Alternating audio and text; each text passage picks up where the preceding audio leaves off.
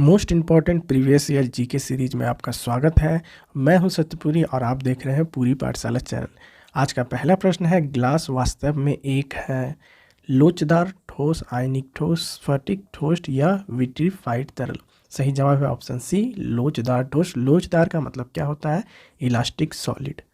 DNA में nucleotide व्यवस्था को किसके द्वारा देखा जा सकता है?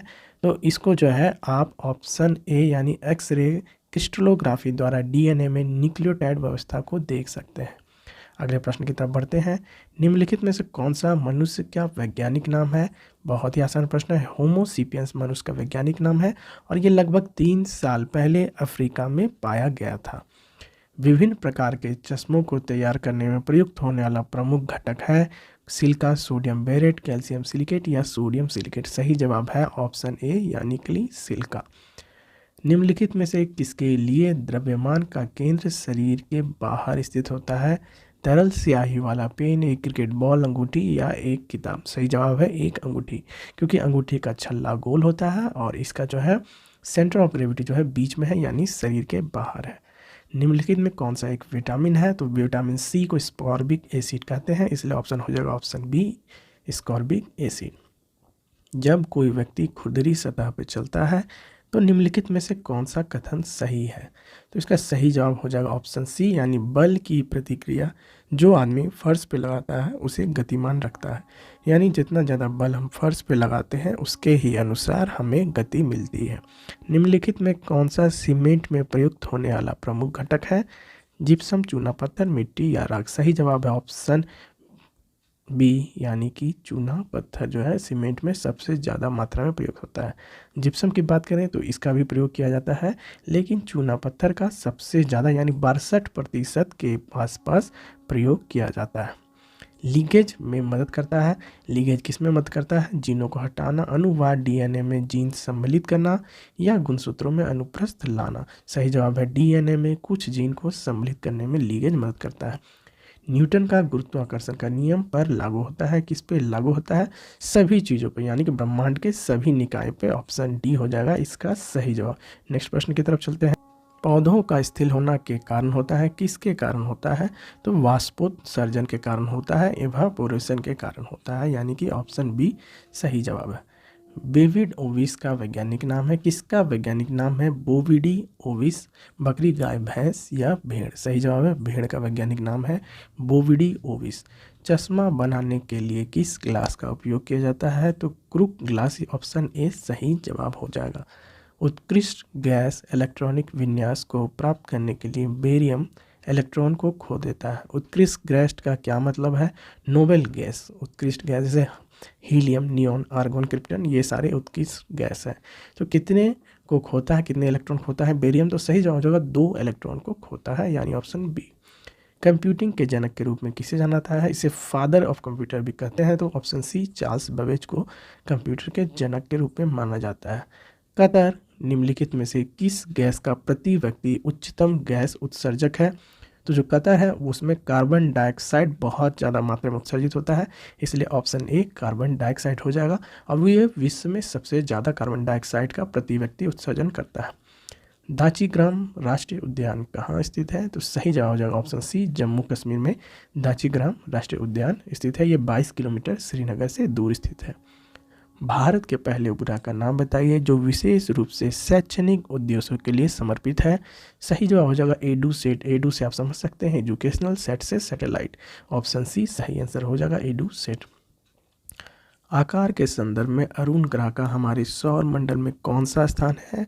1, 2, 3 या 4। सही जवाब हो जाएगा ऑप्शन 3 हैदराबाद की राजधानी है। हैदराबाद किसकी राजधानी है? असम, छत्तीसगढ़, आंध्र प्रदेश, तेलंगाना। बहुत ही आसान प्रश्न है, ऑप्शन डी तेलंगाना की राजधानी है हैदराबाद। नेक्स्ट प्रश्न है, भारत की राजधानी को कलकत्ता से दिल्ली स्थानांतरित किए जाने पर भारत का वायसराय कौन था? तो इसका सही जवाब हो जाएगा ऑप्शन बी, यानी लॉर्ड हार्डिंग के समय राजधानी को कलकत्ता से दिल्ली स्थानांतरित किया गया था। एक प्रश्न और पूछा जाता है कि राजधानी कलकत्ता से दिल्ली कब स्थापित किया गया था? तो 1911। कब? 1911, याद रखिएगा। सिंधु घाटी सभ्यता का संबंध किससे है? तो इसका सही जवाब हो जाएगा, इसका संबंध प्रोटो हिस्टोरिक से है, सिंधु घाटी सभ्यता, और इसे कांस्य युगीन सभ्यता भी कहा जाता है। अगर वीडियो पसंद आ रहा है तो वीडियो को शेयर जरूर करें और चैनल में नए हैं तो सब्सक्राइब भी कर लीजिएगा। निम्नलिखित में से किसे भारत में सिविल सेवा के जनक के रूप में जाना जाता है? तो याद रखिएगा ऑप्शन डी, लॉर्ड कॉर्नवालिस जो है भारत में सिविल सेना के जनक, the father of civil service in India बोला जाता है। रास तरंगिणी पुस्तक के लेखक कौन है? सोमदेव, कालिदास, बाणभट्ट या कल्हण? तो इसका सही जवाब है कल्हण जो है, ये कश्मीरी पंडित थे और इन्होंने 1148 एडी में राज तरंगिणी को संस्कृत भाषा में लिखा था। निम्नलिखित में से कौन हड़प्पा के पतन का एक कारण था?